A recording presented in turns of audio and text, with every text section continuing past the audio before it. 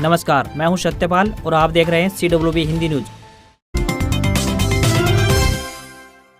हरियाणा की बीजेपी नेता सोनाली फोगाट के मर्डर की जांच अब सीबीआई करेगी। गोवा सरकार ने इस केस की सीबीआई जांच करवाने का फैसला लिया है और इसके लिए केंद्रीय गृह मंत्रालय को लेटर लिखा। इस पर केंद्रीय गृह मंत्रालय ने सीबीआई से जांच की सिफारिश कर दी है। इसकी जानकारी गोवा के सीएम प्रमोद सावंत ने दी है। उन्होंने कहा कि लोगों की लगातार डिमांड आ रही थी कि मामले की जांच सीबीआई से हो। इसके अलावा सोनाली की बेटी यशोधरा भी लगातार सीबीआई जांच की मांग उठा रही थी।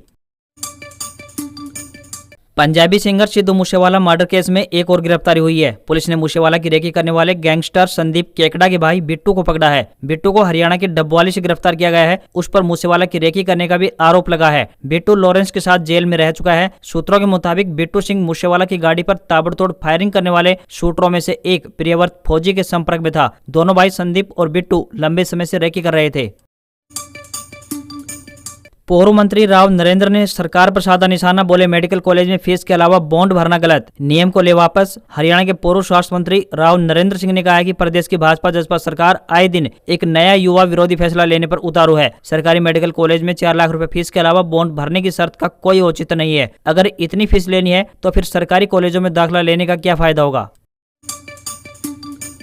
हरियाणा के कई जिलों से किसान संयुक्त किसान मोर्चा के आह्वान पर पंचकुला के गुरुद्वारा श्री नाडा साहिब में भारी संख्या में एकत्रित हुए। किसान विभिन्न मांगों को लेकर सोमवार को पंचकुला से चंडीगढ़ सीएम हाउस के घेराव को निकले हैं। किसानों की मुख्य मांगे हैं कि देश आमलात, जुमला मुस्तका, पट्टेवाली व अन्य किसी भी प्रकार की सभी जमीनों को किसानों को पक्के तौर पर मालिकाना हक देने के लिए एक नया कानून बनाया जाए। पानीपत में इस बार खास होगा दशहरा। सेक्टर 12 में जलेगा 90 फीट ऊंचा रावण, जो आंखों से बरसाएगा आग के गोले। कुंभकर्ण और मेघनाथ के पुतले 85 फीट ऊंचे होंगे। रंगीन आतिशबाजी देखने लायक होगी। भारत और ऑस्ट्रेलिया के बीच 3 T20 मैचों की सीरीज की शुरुआत मोहाली के पीएसए स्टेडियम से होगी। 20 सितंबर को पहला मैच यही होगा। आज से स्टेडियम के बाहर स्टूडेंट के लिए टिकट मिलनी आरंभ हो गई है। स्टूडेंट्स को अपना स्कूल कॉलेज का आइडेंटिटी कार्ड दिखाना होगा। उसके लिए 300 रुपए टिकट का रेट रखा गया है। हालांकि 10,000 रुपए तक के भी मैच के टिकट हैं। 20 सितंबर को शाम 7:30 बजे मैच प्रारंभ होगा। बता दें कि सीरीज का दूसरा मैच 23 सितंबर को Vidarbha cricket association stadium Nagpur तथा तीसरा अंतिम match Rajiv Gandhi international stadium Hyderabad में होगा। दोनों मैच भी शाम 7:30 बजे प्रारंभ होंगे। T20 वर्ल्ड कप के लिए भी टीम इंडिया का ऐलान कर दिया गया है। रोहित शर्मा कप्तान, हर्षल पटेल और बुमराह की वापसी हुई है। समी, श्रेयस बिश्नोई और चाहर स्टैंड बाय रखे गए हैं। कॉलेजों में एडमिशन का लास्ट चांस। आज से खुला पोर्टल, 15 तक कर सकते हैं आवेदन। 16 तक होगी फिजिकल वेरिफिकेशन। अब उन विद्यार्थियों के लिए एक खास मौका है जो विद्यार्थी यूजी प्रथम वर्ष के लिए पहले आवेदन नहीं कर पाए थे। वे विद्यार्थी अब आवेदन कर कॉलेज में दाखिला ले सकते हैं। लंपी संक्रमण का खतरा राजस्थान, गुजरात, हरियाणा सहित देश के 1 दर्जन से ज्यादा राज्यों में फैल चुका है। हजारों की संख्या में गोवंश लंपी संक्रमण की चपेट में आ चुके हैं। हरियाणा के रेवाड़ी जिला राजस्थान से सटा हुआ है। इसी के कारण वहां से आने वाले गोवंशों द्वारा रेवाड़ी में भी लंपी संक्रमण फैल चुका है। रेवाड़ी जिले की बात करें तो अब तक लंपी संक्रमण से 329 पशु प्रभावित हुए हैं, जिनमें से 20 गोवंशों की मौत हो चुकी है। इंडियन नेशनल लोकदल के सुप्रीमो व हरियाणा के पूर्व मुख्यमंत्री ओम प्रकाश चौटाला ने भिवानी जिले के लोहारू हल्के विधानसभा में गांव के दौरे किए और ग्रामीणों को 25 सितंबर की फतेहाबाद में पूर्व उप प्रधानमंत्री चौधरी देवीलाल की जयंती के लिए ग्रामीणों को न्योता दिया। वहीं पूर्व मुख्यमंत्री ओम प्रकाश चौटाला ने कहा कि केंद्र व हरियाणा सरकार हर वर्ग को दोनों हाथों से लूटने का काम कर रही है। जिस दिन सभी दल इकट्ठे होंगे उस दिन हरियाणा सरकार केंद्र सरकार का पतन शुरू होगा।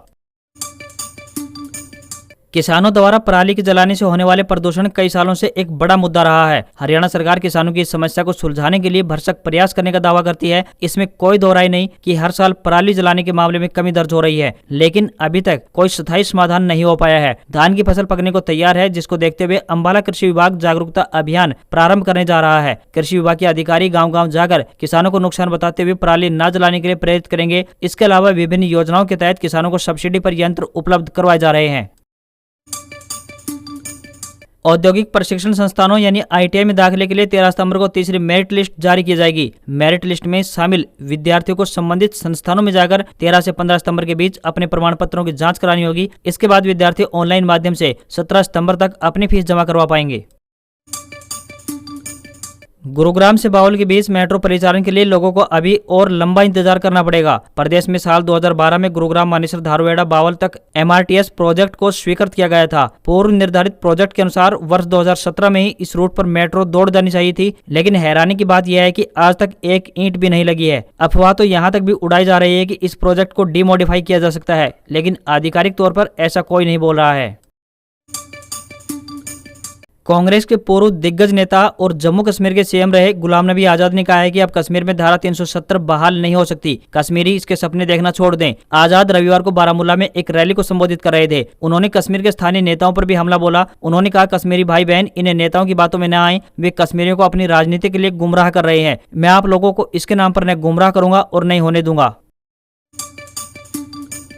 पाकिस्तान में बाढ़ तबाही की कई कहानियां छोड़ गई हैं। घर, सड़कें, स्कूल और हॉस्पिटल्स तबाह हो चुके हैं। एक अनुमान के मुताबिक मुल्क के 3 करोड़ लोग और 1/3 हिस्सा बाढ़ की बलि चढ़ गया। अब सबसे बड़ा खतरा भुखमरी का मंडरा रहा है। गेहूं की ज्यादातर फसल बर्बाद हो चुकी है। किसानों के पास नई फसल उगाने के लिए न तो बीज है और नई खाद। अगर ये मिल भी जाए तो इन्हें खरीदने का पैसा नहीं है। इस दौरान सिंध और बलूचिस्तान के बड़े बड़े होटल्स तक नहीं बचे। खतरा इसलिए भी बढ़ जाता है क्योंकि मौसम विभाग कह रहा है कि आने वाले हफ्तों में फिर बारिश हो सकती है। अगर यह आशंका सच साबित होती है तो हालात बद से बदतर हो सकते हैं। पाकिस्तान की शहबाज शरीफ सरकार अब तक यही तय नहीं कर पाई है कि कितना नुकसान हुआ है। इमरान खान इस दौर में भी रैलियां कर रहे हैं। वहीं गेहूं और चावल की फसलें तबाह होने से भुखमरी का खतरा पैदा हो गया है। पाकिस्तान पहले ही इन चीजों को इंपोर्ट कर रहा था, अब कंगाली में क्या करेगा यह देखना होगा। 1 लाख वर्ग मील में बाढ़ का असर है। यह ब्रिटेन के कुल क्षेत्रफल से भी ज्यादा है।